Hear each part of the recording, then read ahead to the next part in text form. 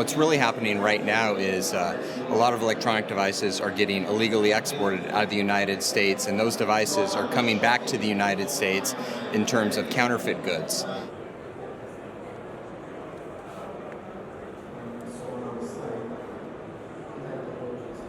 Hello and welcome to Coffee and Conversation here on BTCN. I'm your host, Shashank Bengali. I'm here with Kevin Dillon. He's the co-founder and chief marketing officer of ERI. Kevin, thanks for being with us today on. Thank you very much. It's an honor. So what brings you to the Tech and Marketing Conference? We are the largest IT and electronic asset disposition provider in North America. But what we've really seen is a trend for data destruction, responsible data destruction. So we're at one of the largest cybersecurity conferences in the world with managing data centers. But the item that no one's really talking about is a breach can happen through hardware. It happens through software by hackers. It can happen through hardware by one not properly managing their electronic devices and thus risking the data on the devices. So you guys are e-waste providers, e-waste solution providers. The focus has always been on the software, as you said. What has made hardware so much more crucial today in terms of disposal, responsible disposal? Well, there's many different hardware, there's many different laws requiring the proper destruction of data. So everyone talks about software. Through hardware, the devices contain the personal identifiable information of customers and of corporate clients. And so if that information is not managed properly, thus a breach can happen. When a breach happens, those business entities are liable for the disposition of the data.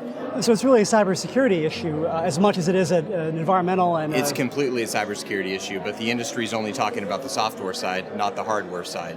We've seen a massive trend within our industry focused on the hardware side. We hear so much talk when it comes to consumer goods and plastics and this desire now for a circular economy in every industry. How much does that impact, or what is the incentive that drives companies to pursue these solutions on the e-waste side of things? What we've seen with our customers is customers want transparency and they want responsibility. We work with a lot of the largest original electronic manufacturers, the OEMs, and when they're designing more sustainable products, they want to purchase goods that are of recycled content. They want to take that recycled content, put that into the new products they're manufacturing, thus completing the circular economy. And when we first began hearing about e-waste, there was an economic argument too in that raw materials, copper, other metals were expensive, right, and there was a need to kind of save money and economize that way. We now hear about things like the possible scarcity of rare earths with the dispute with China. How much is an economic incentive part of what's driving companies to do this as well? Well, real recycling costs money. There's proper infrastructure, there's proper technology that needs to be in place for an organization to recycle material that will generate the cleanest quality and the largest supply. The manufacturers want to work with those organizations that can produce the highest quality of recyclable material. That material is then going into new products and making new devices. So ERI has 8 locations, 8 offices in the US, but you're able to dispose of e-waste across the United States, if I'm not mistaken. Correct. We have 8 locations, approximately 1,000 people in the United States. However, our customers want a global solution. So we are currently working with different global partners to provide our customers with a global solution that can manage their data and make sure that the electronics are managed responsibly and recycled appropriately. You're at a tech and marketing conference. What's been the main takeaway for you so far after 2 days of being here?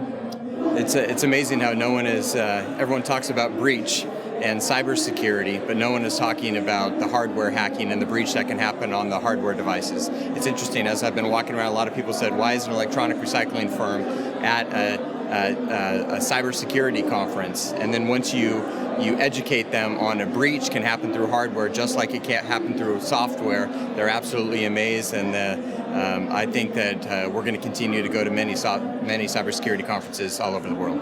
Have we seen an example of a major security breach in hardware that you can kind of point to as, hey, this is what we need to be worried about? There's been many organizations that have have had breaches through hardware. What's really happening right now is a lot of electronic devices are getting illegally exported out of the United States, and those devices are coming back to the United States in terms of counterfeit goods. And so the U.S. federal government is proposing new laws that will counter that. So it's really a level of military security as well as civilian security. And describe what the next 10 years look like.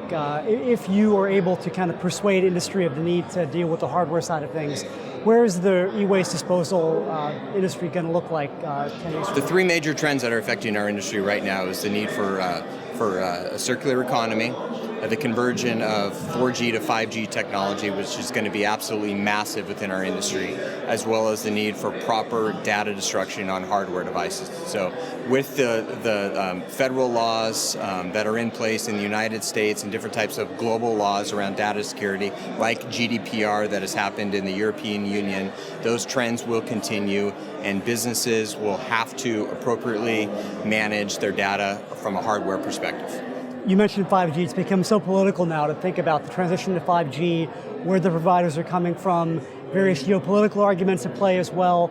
How do you as a company navigate those political questions when it comes to things like 5G? Well, what our job is to make sure that the data is properly destroyed, to make sure the electronic devices are properly recycled, and to have the cleanest commodities that go back into making new products. And so we have customers all over the world that need our service, and it's one global world that we all live in and work with.